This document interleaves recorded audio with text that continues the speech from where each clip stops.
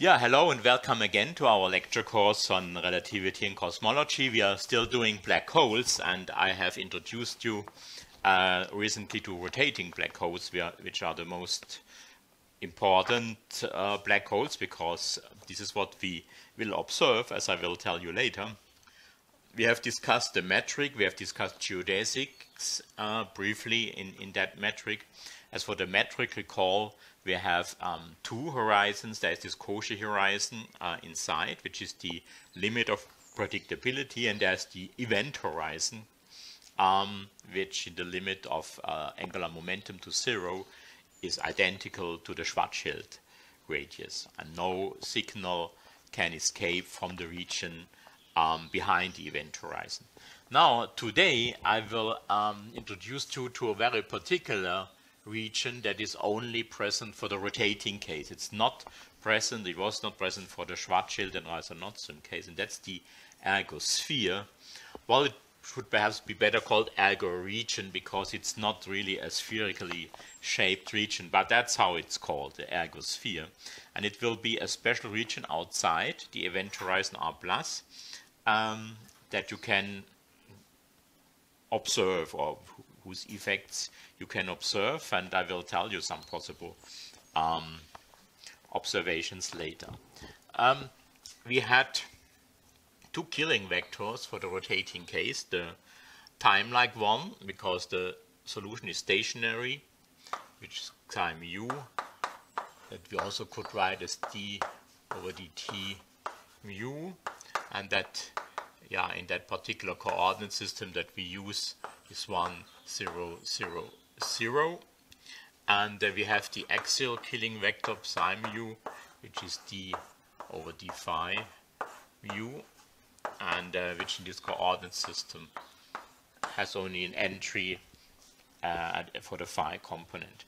Now, let us consider this time-like killing vector field. So, if we calculate g mu nu psi mu, so that's the scalar product, the invariant in this particular coordinates. Of course, this is just g tt. I can write here the star, which means in that particular coordinate system, the gtt. Now, of course, gtt, as you know, is usually negative, because that should be negative because of psi mu being a time-like vector that can be chosen tangential to a stationary observer. Yeah? So that's a time-like vector. Usually, we will see that here something strange can happen, but usually it's a time-like vector tangential to a stationary observer. Now, who just follows the lines that are generated by this killing field, which means that psi mu is in the direction of u mu. Now let us have a closer look at the Kerr metric and at the GTT there. So the Kerr metric, we have GTT, and if you look back in your manuscript, it's the expression minus delta minus a squared sine squared theta over rho squared. And if we insert here this definitely rho squared is always positive, but what about the numerator?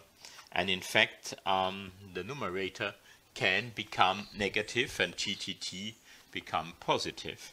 So if we look at the numerator, so delta minus a squared sine squared theta is, if you insert what we had here, is r squared minus 2mr plus a squared minus a squared sine squared theta, which is, trivially, if you replace the sine 1 minus sine squared by the cosine squared, so we have r squared minus 2mr plus a squared cosine squared, and this can become negative. Let us investigate when this is the case. So it's a quadratic equation that, of course, you can solve easily.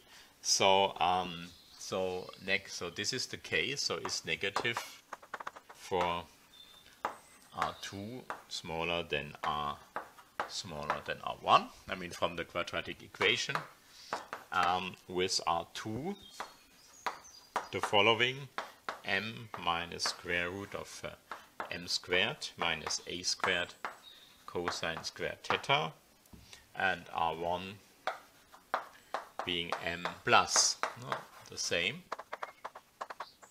Now this here, if you recall, we had the two event horizons, I mean the two horizons, the Cauchy horizon, which had here m minus square root of m squared minus a squared, and we had the event horizon with m plus square root of m squared minus a squared. And you see here, because of the cosine squared, this here, and cosine squared is smaller or less than 1, so that's smaller than r minus, the Cauchy horizon, which is m minus square root of m squared minus a squared.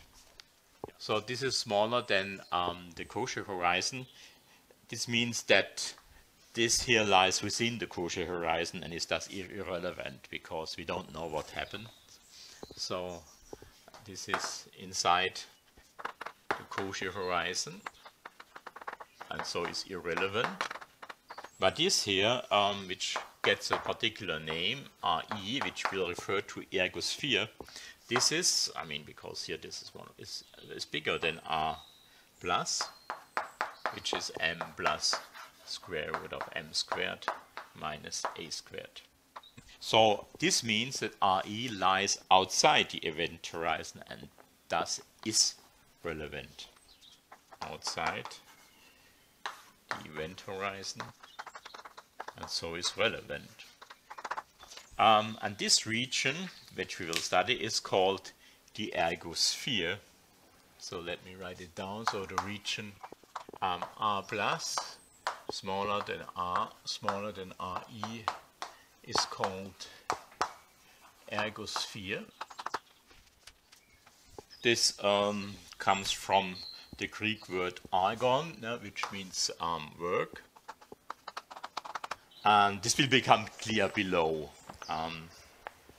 The point is that here we have psi mu, or in that region there we have psi mu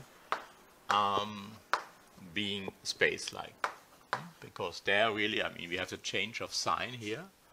And so this becomes positive, which means that psi mu becomes space-like. When usually we have, for a stationary observer, we have mu is parallel to psi mu for an observer at rest, but this is no longer possible here because a physical observer moves on a time-like curve, maybe a time-like geodesic, if the observer is at rest. And of course, his forward velocity is a time-like vector. So if psi mu is space-like, it can no longer be proportional to the forward velocity.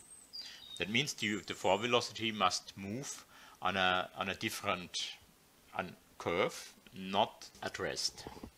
Let me first sketch this ergo region. So in the coordinate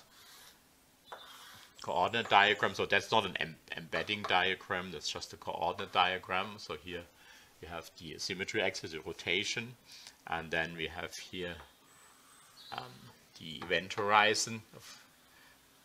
Of course, in the coordinates is a sphere, and the ergosphere. Then, if you plot here with the cosine squared, so it looks a bit like that. Maybe it's not very nicely drawn, but it looks like a bit like that. So symmetrically, of course, because it's rotationally invariant. So here, something like that. So if here this is the angle theta, then this here is Re of theta, which is Re of theta is that function. No. So that's the region we are talking about. Now, that's the inside. We have the event horizon. And we are, of course, far away, sufficiently far away, but in principle, we could enter that region. So, as I just said, we can no longer have that u mu is parallel to psi mu for an observer. This means an observer in the ergosphere cannot remain static. So he cannot just follow this with the components 1, 0, 0, 0. He must exhibit also non-vanishing spatial components in order for his fall velocity to remain time-like. So an observer in the ergosphere cannot remain static. So his fall velocity must exhibit non-vanishing spatial components, which we want to calculate. We had discussed earlier the angular velocity with respect to a rest frame at infinity, and at infinity, so we have we use the time t, and the angular velocity is d phi over dt. So angular velocity with respect to a rest frame at infinity is d phi over dt. Now we are far outside the black hole, so asymptotically flat region, and we calculate d phi over dt, and as before we can write this as d phi over ds over dt over ds, where ds is the proper time, and this is of course the fall velocity, component u phi over ut. Now recall that u mu is dx mu over ds, and the s is here the proper time of the observer's curve. Now assume that the observer is on r equals constant and also theta equals constant, but not on phi equals constant. Yeah? Assume that observer has r equals constant, theta equals constant, but not phi is constant. No, so just to identify, I mean the part that relates to rotations. Now let us consider the fall velocity expanded with respect to the killing vectors. So for velocity u in this notation is ut psi plus u phi psi. Now, that's the two killing vectors here, and we can certainly expand this with respect to these two basis vectors. U phi, as we had before, is omega times ut. Here, now u phi is omega times ut. So we can here write that this is ut psi plus omega ut psi, and so we can write ut, and we have the combination psi plus omega psi. That will be the relevant combination. Now the g mu nu, u mu, I mean with the fall velocity, which is u times u, and as usual this must be -1. We cannot change that, and so inserting this here means minus ut squared psi plus omega psi squared, and so from this you get that ut is 1 over absolute value of psi plus omega psi. So that, taking this together, we have then u is psi plus that's here, psi plus omega psi, and then we have the ut, which is 1 over that absolute value, so we have here absolute value of psi plus omega psi. So that's the important expression for the 4 velocity. That means the observer follows the orbit of the vector field psi plus omega psi. So observer follows the orbits of psi plus omega psi.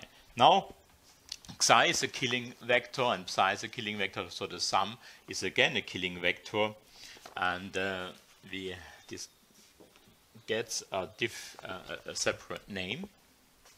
So we call this here chi.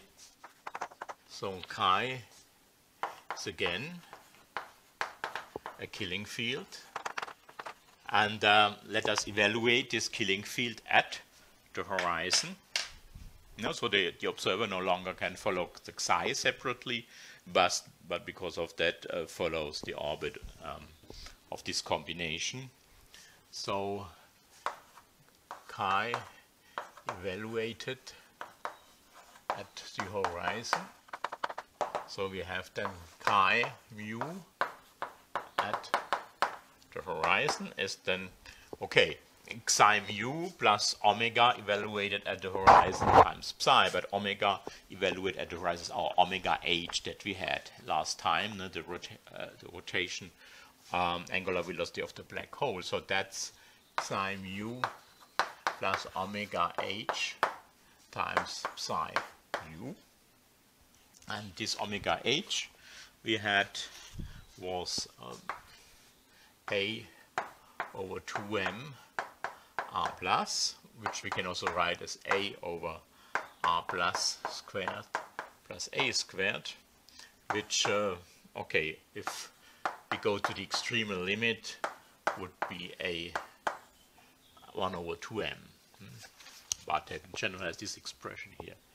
And if you look back to our discussion, we also call this L mu. I mean, this was the slide-like vector that we had. And it had the expression 1, 0, 0, omega h. No? Because we are the horizon, and this is a light-like a null surface. Yeah, I think I already emphasized this, but let me emphasize again here. That is with respect to t, not s, and this is the asymptotic time or connected with, say, the far away stars. Okay, omega at if we go to the event horizon goes to omega h. This means an observer in that limit. Okay, the observer, of course, cannot stay directly on the event horizon, but can approach it. But the observer on the horizon would have to co-rotate with it. So there's no other choice than that, because if you approach the horizon, omega goes to omega h. So the black hole, the rotating black hole, forces all the observers to co-rotate. And it's so strong, it drags along the empty space-time with it, and an observer in that empty space-time cannot avoid to co-rotate. So this means an observer on the horizon, okay, the horizon, I mean in the sense of a limit, must co-rotate with it.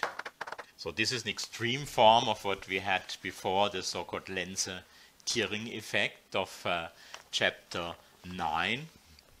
But here it's not a small effect that where you have to spend, millions of dollars to construct a satellite measuring a minuscule angle. Here it's an order 1 effect, because you cannot avoid to co-rotate. So that's an extreme form of the Lense-Thirring effect.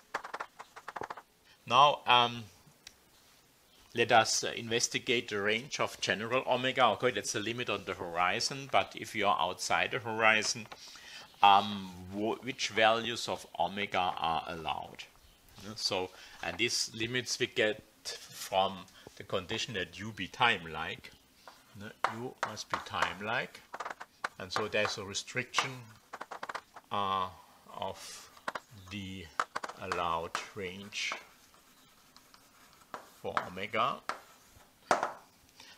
So, I mean, you have here the explicit expression, and so we get here that 0 must be smaller than psi plus omega psi squared. Okay, then that's a scalar product, so you multiply. Well, first you write down the definition of this is g mu nu psi mu plus omega psi mu psi nu plus omega psi mu.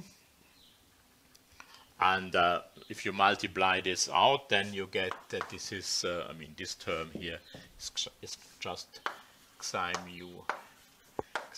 Then you get the mixed terms, which is twice omega g mu nu psi mu psi nu. And then you get a psi term, which is omega squared psi mu. And this, of course, is g gt. This is g phi, and this is g phi. Now, okay, to get the condition on omegas, you see that's also again a quadratic equation here. It's good that we have such simple equations. We must insert gtt, gt phi, and g phi phi. And I will not calculate this explicitly.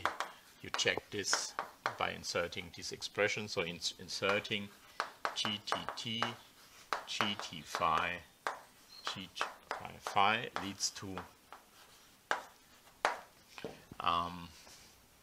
okay, I should continue here that omega is in a range between omega min and omega max. And with omega min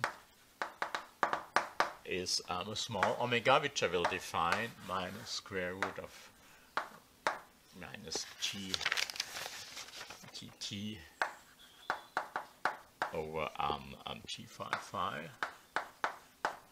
and omega max is omega plus the square root of omega squared minus gt over g phi phi, and the omega, the small omega, is minus g phi t over g phi phi. Now this here is positive, this here is negative, so it gives you something positive, and so this is 2, if you insert the expression 2mr a over r squared plus a squared minus delta times a squared sine squared theta, which okay, by this, I mean, if you sum this up, then you just get 2 small omega. So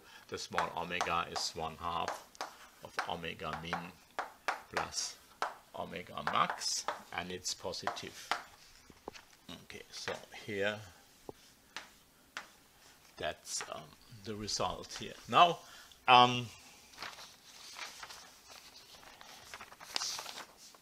if gtt is negative, and this is the standard case, and it's the case out for the region outside the ergosphere, the omega min is negative, because g phi phi is positive.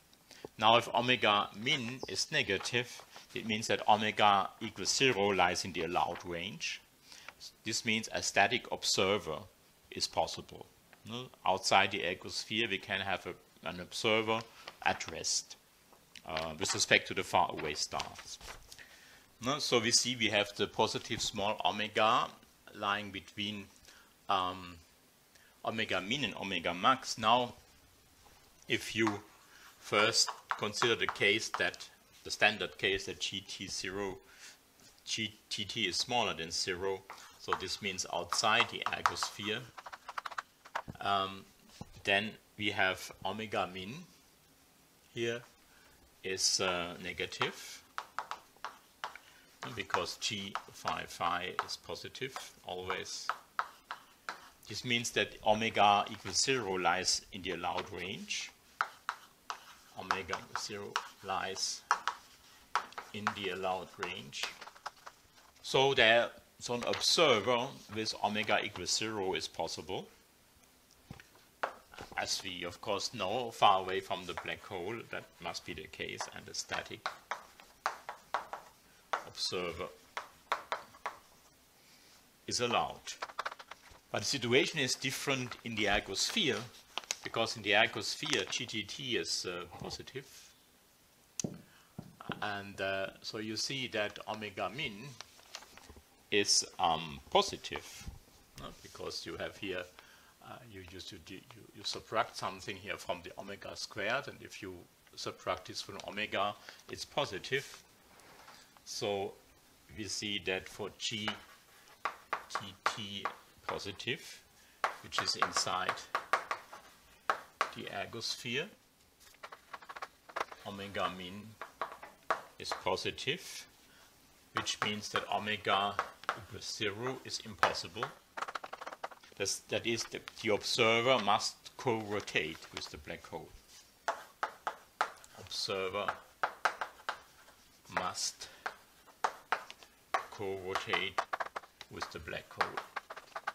Observer cannot avoid that. Now, at the horizon, of course, that's the limit of all that, and we had this before, but check it again. The horizon, we have that delta is r plus squared minus 2m r plus a squared is 0. And if you calculate for the horizon the small omega, which is this expression here, you get that the small omega is 2m r plus a over r plus squared plus a squared, which is 2m r plus a over 4m squared r plus squared, and which is the same as a over 2m r plus, which is our omega horizon. And the horizon, of course, this is identical to omega min and omega max. If you insert that, I mean that the horizon, these are just identical, because so then here this is equal to omega min and equal to omega max. That means at the horizon only the value omega h is allowed, because that's the angular velocity of the black hole, and there's no other option than to co-rotate with the black hole. So at the horizon only omega h is now. So that means in general a locally inertial observer in the ergosphere rotates with the angular velocity omega, which is a function of r and theta.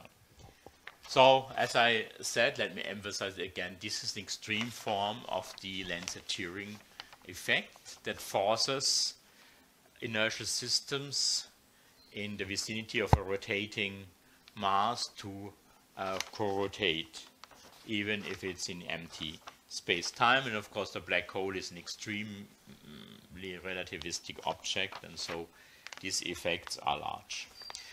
So we have discussed the ergosphere, which is a very particular region present only for rotating black holes. So it lies outside the event horizon, so it is relevant. And we have seen that an observer in the ergo region necessarily must co-rotate with the ergo region. Now, this ergo region, I mean, it comes from the Greek word for work. What does it have to do with work? And I think that's mainly connected with a process that Roger Penrose discovered in 1969, and is therefore called the Penrose process. I mean, he found this while thinking about a way to explain the meaning of the ergosphere to students and to give some intuitive explanation. And while thinking on these pedagogical issues, he actually found this Penrose process, and which is about using the ergosphere to extract energy from the black hole, in fact the rotational energy. Only briefly, as a side remark, there's a possible astrophysical application. It's still discussed, so-called Blandford-Snarek mechanism. From active galactic nuclei, you find the jets. You observe jets which emit, a huge amount of energy from the black hole, and one possible explanation for those jets is via the Penrose process. But there are alternative explanations, so there's still a debate. Now, what's the Penrose process? Let us consider the energy of a test particle, E, that is minus p mu psi mu. No? So we make the scalar product between the form momentum and the timeline killing vector. So this is definitely a conserved quantity for geodesics. Of course, this is the same as minus g mu nu p mu psi mu, or you can write it as minus g mu t p mu, no? Because our psi in these coordinates has only a component in the t direction. Now, we have seen that in the ergosphere, psi can become space-like. Now, if psi can become space-like, E can become negative. So in the ergosphere, E can become negative because their psi mu is positive. And this we can use to extract energy from the black hole in the following way. If you have a view from above, so we have here the ergosphere then really as a spherical region, so that's from a view from above. So this is the ergosphere, and so we have a rotation. Okay, the black hole itself is here inside, so we don't enter, of course, this, because otherwise we are lost, but we can certainly do the following. We ascend a particle from outside here to the ergo region, and this initial energy is E0, and then we envisage an explosion process such that this particle is divided up into two other fragments, one of which is then falls into the black hole, and one which escapes to infinity.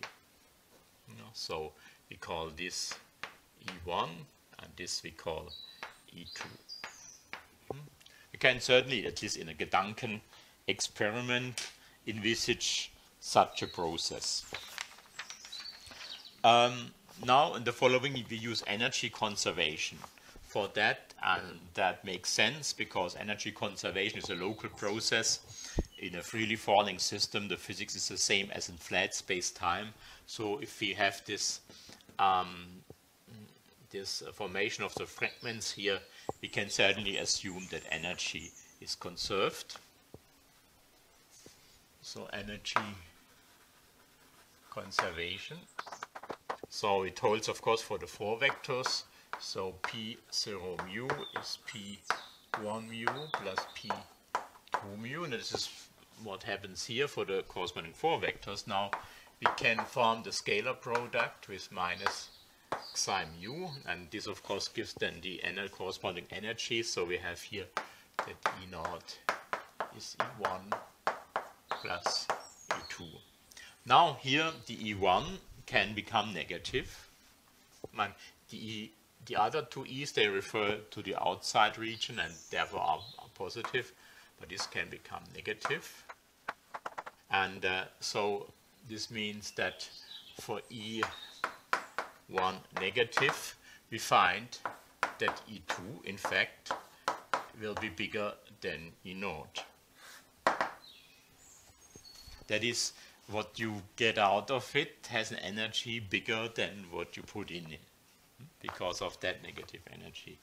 This means we have the energy E naught plus absolute value over 1 at infinity. You know, this, I mean, E2 is E naught minus E1, but E1 is negative, so this is what we have in infinity, and this is then, of course, an energy gain. Incidentally, I mean, such a phenomenon can also happen with waves and is well known under the term of superradiance. Okay, for energy conservation means that this energy gain must come from somewhere, but the only energy you have is the energy of the black hole, which is identical to its mass m. So this means that we must have reduced the mass by this value. One important note, when we say E is negative, of course we all know that the equivalence principle must be valid.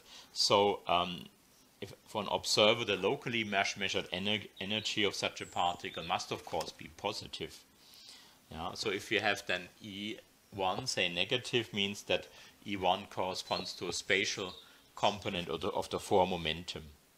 Now, since the observer in the ergosphere cannot be static, so the ergosphere must have non-vanishing spatial components. But if the observer measures, of course, locally the energy in a freely falling system, of course this must come out positive, but there is no contradiction to this here, because I mean, the energy that the co-rotating observer measures is not that scalar product, but the one with the chi mu, which is proportional to the four velocity. So, so we have definitely that this minus pi mu chi mu, and this is proportional to u mu, must be positive. So this is the positive energy measured by a co-rotating observer.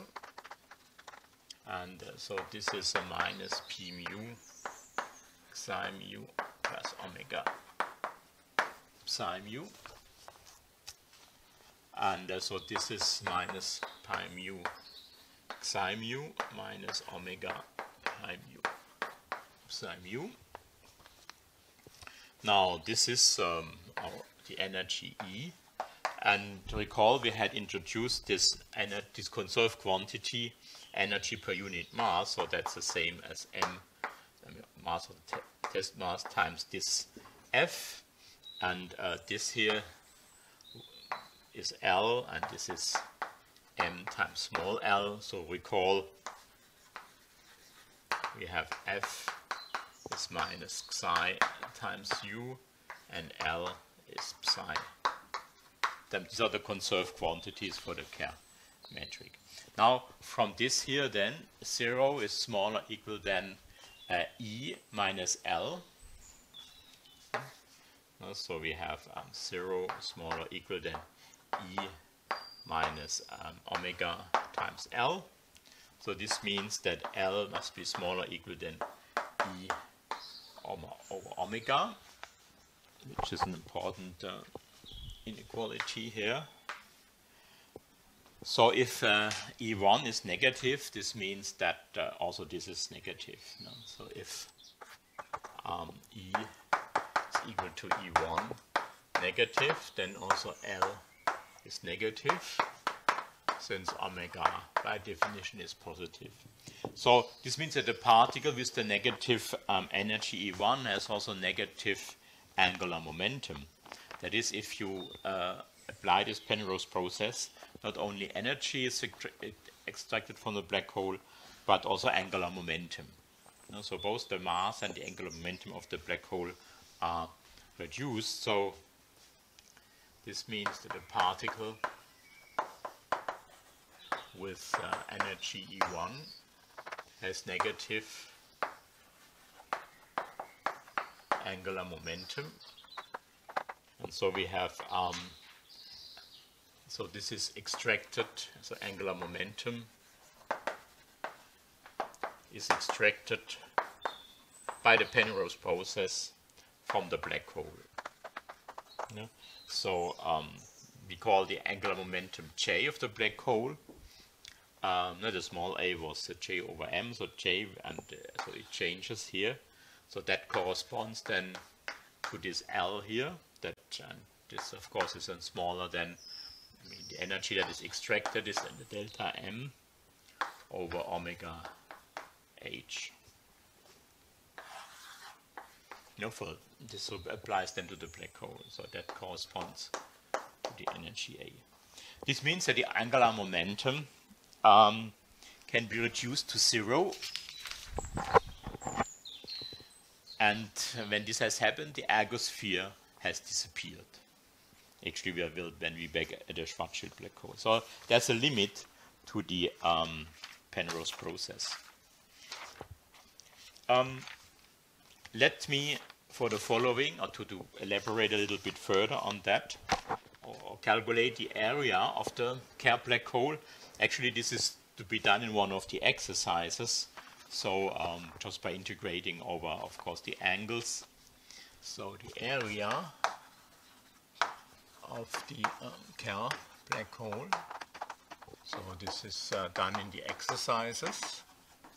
We get that A is 4 pi r plus squared plus a squared. And this leads us to a new concept that will become clear in a minute. So we introduce so-called irreducible mass by this relation. So this here is the irreducible mass. So if you go to the Schwarzschild limit, then the irreducible mass becomes just the ordinary mass of the black hole, but here it has a different meaning, and this meaning will become clear. Now, the irreducible mass, by inserting here our expression for r plus squared, can also be written as follows. It's 1/2 of m squared plus square root of m to the 4 minus j squared. You can also write as m times r plus over 2. No? So recall, I mean, our a was defined as j over m. And so from this we can get the following inequality. So from this, I mean, just by writing the m squared to the by solving this with respect to m squared. So m squared is then m irreducible squared plus j squared over 4 m irreducible squared. So you see that m squared is definitely bigger or equal than m irreducible squared, or the irreducible mass is bounded squared by m squared. So if mass and angular momentum of the black hole are changed by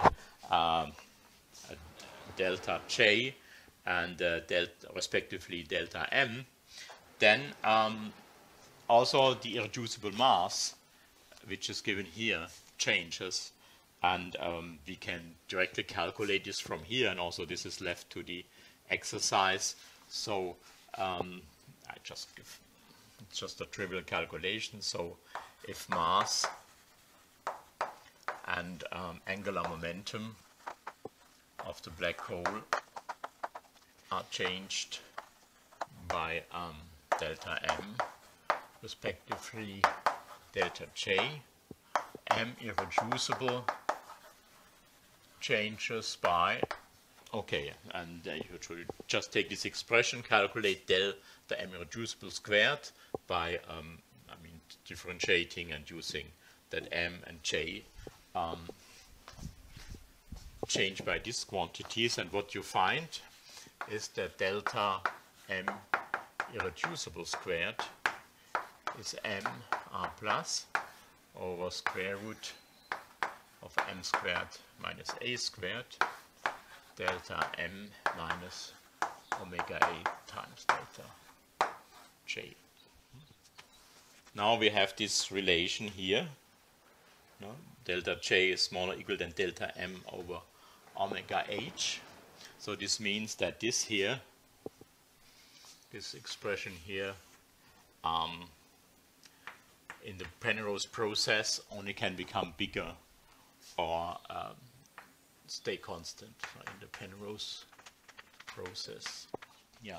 So let me give these two equations a name. So this here called equation 1 and this here equation 2. And if we take both of them together, then we see that by the Penrose process, M cannot be reduced below the irreducible mass of the initial black hole.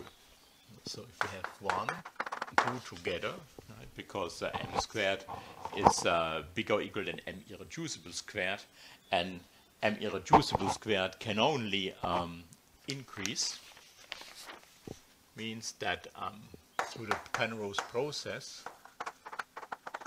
M cannot be reduced below, the M irreducible that corresponds to the initial value. You start with, before you apply the Penrose process, with one rotating black hole which has these initial values, and then you make the Penrose process, but you have to restrict this identity, and so this can only become bigger here, but not smaller, and M squared is bigger or equal than this, so this means that you cannot reduce M below M irreducible, and this explains the name irreducible mass. Now, that's the part of the mass that you cannot extract through the Penrose process into energy. So we have here, if you have this picture, so we have the initial M0, and then say we have some initial value of the irreducible mass, which of course can increase, right? But not beyond that here. So that's here then the maximal reduction. So these are the initial values. So only this part you can actually extract from the black hole by the Penrose process. So, the maximal extraction of rotational energy is then M0 minus the initial value of the irreducible mass. Yeah, but this still can be quite a lot of energy, as you can imagine, if black holes are involved. So let us have a look at a simple example, say with the extremal black hole. There we have A is equal to M, or we have J equal to M squared, and for the initial values we have J naught is M naught squared. So by the definition above, we have that M irreducible squared of M naught J naught is M naught squared over 2. Now that's because here the square root vanishes here. So we have from this, if we calculate that difference, M naught minus M irreducible of the initial black hole, and it's clear, you must take the square root, so we have here, that's M naught times 1 minus 1 over square root of 2. If you insert here that, you get the square root of 2, and so this is around 0.29 M naught. That is for this extremal black hole, in the Penrose process, you can extract maximally 29% of the initial mass as energy. Now that's still quite a lot. If you recall, let's say for the Sun, maximal 0.6% can be extracted by nuclear fusion over its lifetime. So that's quite a lot. No? Here. That means that if you really could use this in reality, in practice, you could solve all the energy problems, definitely, that we have. So it's only a practical problem. You need a rotating black holes in our neighborhood, and of course should have the technology to apply the Penrose process. So of course we're very far from that. Let me finally, and this also will then build a bridge to the next subsection. Let me rewrite this relation 2 in a different manner, and by using the area instead of the irreducible mass. This is the first line. A is 16 pi m irreducible squared. So this means that this relation, I mean, trivially you can rewrite in terms of A. You just have this factor 16 pi, and I introduce also a new quantity, and this leads me to the following. Delta A is 8 pi kappa delta m minus omega h delta j. Now this is just this prefactor where kappa is defined as the square root of m squared minus a squared over 2m r plus. And this is called the surface gravity of the black hole. So if kappa, if you go to the Schwarzschild case, so kappa becomes 1 over 2 times the Schwarzschild radius, which is 1 over 4m, or you can also write as m over rs squared. Then you see m over r squared, that's the Newtonian, if you like, expression for the gravitational acceleration. And this is why this gets the name surface gravity, because it has the dimension of an acceleration, and it can also be related to an acceleration if you lower down a box towards the horizon. Then this will be the limiting force that you have to exert per unit mass to keep it fixed. But anyway, you see here, then we have here the delta A, and because this here is non-negative, this change also, the delta A is non-negative. That means the area in this process, in this Penrose process, cannot decrease. So area of the event horizon cannot decrease during the Penrose process. A result that was first discussed by Christodoulou and derived in 1970, was a student of John Wheeler, and was dealing with that. I mean, that was of course the time after Penrose had, well, the year after Penrose had discovered this effect. So you see, what started like maybe a pedagogical issue of explaining ergosphere to students led here to some very interesting results about the possibility of energy extraction, and in turn then to a geometric relation that, I mean, the area, I mean, a geometric quantity cannot decrease during the Penrose process. Now, so far, for the Penrose process, I mean, in the next subsection, I will actually tell you a little bit, but at a very brief level, about the general meaning of this. As Stephen Hawking, the year after that, in 1971, has found out that under quite general assumption, independent of Penrose process, this is true. So this, of course, raises the question, what is the meaning of this inequality that the area does not decrease? I mean, there's another famous quantity in physics that does not decrease in certain processes, namely the entropy, but this seems to be far remote from that. But that this in fact has something to do with entropy was one of the most exciting discoveries of the 1970s, and I will turn to that in my next subsection. So thank you for listening today, and bye-bye.